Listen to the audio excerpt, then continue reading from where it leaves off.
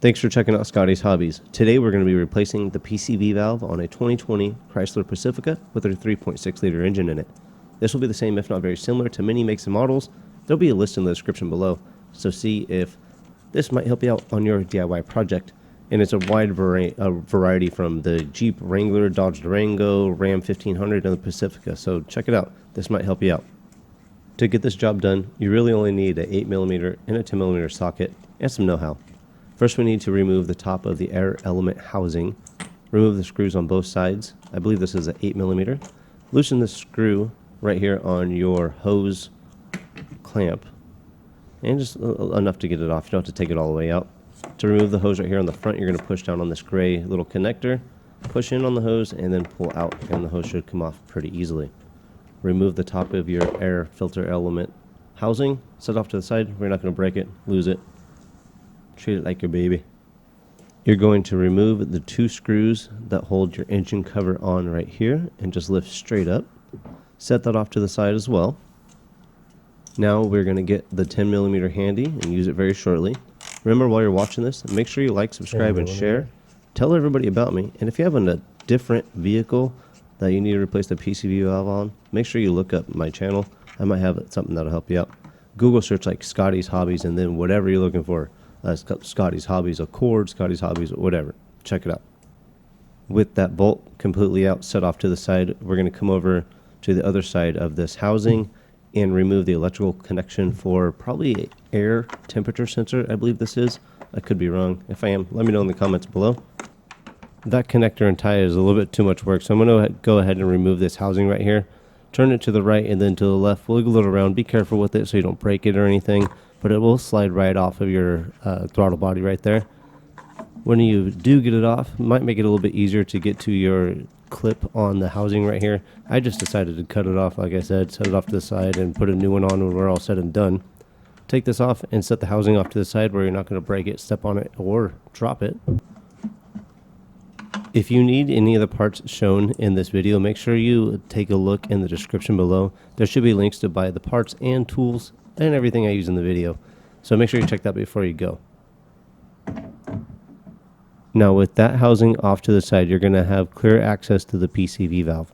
It's going to be located on your rear valve cover right here. It's really easy to get off. All you're going to need to do is push this little sliding lock pin. It's a little gray in color, a little really light gray. Push it in. While you're doing so, push down on the hose, so towards the PCV valve, and then pull back up. This one was a little bit hard to pull out of the hole or the connection, so I grabbed the actual hard line so it wouldn't break, give it some sturdiness, and then pushed down on the hose and pulled back up, and it came up with a little bit of oomph. Here is the actual PCV valve itself. To remove it, what you need to do is push the locking tab towards the hose connection on the PCV valve. There's a flat surface right there with a little tab, and then turn the PCV valve in a counterclockwise motion, and then pull out, and the PCV valve should remove. This PCV valve was a little hard to remove. Both hands was enough to get it to turn though. If you needed something longer or something to help you remove this PCV valve, I'd be kind of scared. And the PCV valve design on this one is a little bit different than the Caravan too. So if you look at this video thinking it'll work just fine or the same on your Caravan, the PCV valve design is a little bit different. It's actually bolted on, and compared to this one where it's just the screw-on type where you don't need anything. When I install anything with a rubber O-ring or neoprene O-ring or some type of seal like this, I always use some Vaseline to lube it up. If Vaseline gets into the lubricating system or the oil system or anything like that, it will break this lube down and not do any damage to the engine unless you're filling it up, or unless you're not filling up the engine with it. But just as a lubricant in this case is just fine. I put some on the seal side and on the hose side right here, because there's a little rubber O-ring inside your hose. When you clip it on, there's actually a seal or a little gasket inside there. So this little bit of oil on it will make it easier to slide on and less chances of breaking or coming off and not giving it a proper seal. To install the new PCV valve, you're going to put the PCV valve in about the 2 to 3 o'clock position of the hole or the bore in your valve cover. Push it in as far as you can, and you're going to turn it clockwise towards you. That should lock it in place, And when it is properly secure, it should be in the upright position. Now that you have the PCV valve in and tight, you could go ahead and install your hose. Make sure you don't put too much pressure on it to like bend it or kink it or anything like that, cause any leaks or cracks that could cause a lot more problems, such as lean conditions, rich conditions, just vacuum leaks you'll never be able to find. So just be careful with what you do. But this job is really easy, so don't be afraid to get this job done. If you have a Dodge Caravan or a Chrysler Pacifica, a different year as such, make sure you check out my library, and I might have a video covering your PCV valve system. I have a few videos covering this vehicle, so make sure you check out my video library before you go too far. With a little Vaseline or lubricant on the throttle body boot on this housing, slide the housing onto the throttle body.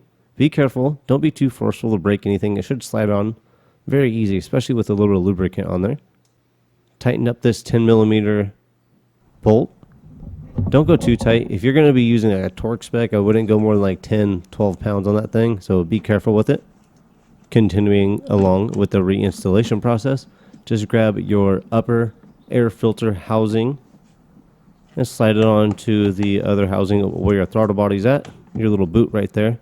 Again, you could use a little lubricant, Vaseline type stuff to slide that boot on or make it easier. After you get the boot on, then you're going to slide the rear of your upper air filter housing. You're going to slide it into the back. First, there's little tabs that will slide in, and then it goes down. You can see the tabs right here that go in the back. Make sure the air filter is pushed down all the way so it doesn't catch on the lips on the back. Thanks to editing, this looks a lot easier than it was. This was actually a pain in the butt to get on. When I do install all this, I'm going to make sure I don't have any cracks or anything in the intake boot or the air filter assembly. Everything is loosely fit first, and then I tighten everything up. To get the boot to slide on easier, you could use some Vaseline or lubricant on that to slide it onto the other filter housing, so the boot to the housing where the throttle body's at. Get everything loosely on there. Install the air hose here on the front of your upper housing.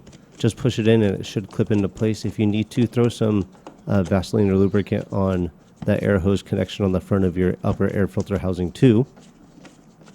You could tighten everything up to German torque specs of Guten tight. That should be fine.